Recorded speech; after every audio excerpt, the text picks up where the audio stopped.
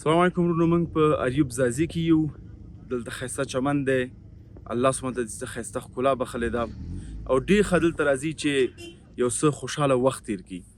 لیکن متاسفانه بعضونو دلته چې راځي د خپل کوم کثافات چې دي دلته پرېږدي، دا پلاستیکونه، دا بوتلونه، دا سبب د دې ګرځي چې حتی دلته اور ولګېږي په دې ځنګله کې. او بل ته په خپله ځان ته فکر وکړه چې دلته راځي خوشحالي ځکه دا ځای پاک دی، ښایسته دی، او تل د کثافات جوړ کړي، ګندګي جوړه کړي، خپل پلاستیکونه چې کوم څه دي دا بیرته ځان سره نه وړي. ته په خپله چې 2 میاشتې بعد راشي او دا ګندګي ور په خپله ترې خوند نه اخلي. ګوره د مسلمان تعریف دا دی چې یو ځای ته ځي هلته ابادي راځي.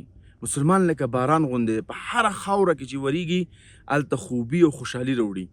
ته په حیث د مسلمان دلته راځې، بیا په حیث د افغان دلته راځې، د دې ځینه خوند اخلي، د ځینه ته چکر وهې، بیا ځي او داسې کثافات پرېږدي. نو زما په نظر دا ټول نه بدترین کار دی. زموږ ایمان یو برخه د نظافت او پاکوالی چې ته داسې عمل کوې، دا ستا تعریف نه په حیث مسلمان. الحمدلله موږ ډېر کوشش وکړو، ډېر حده پورې پاک کړو. الله دې قمر ټول هلکانو ته اجر ورکړي چې ډېر زیات تکلیف یې وویستو او دا کثافات یو حده پورې پاک کړل.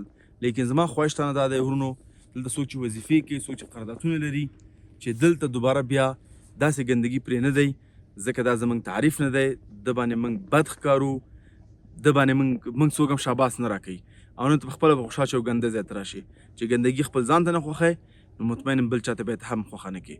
بارک الله فیکم.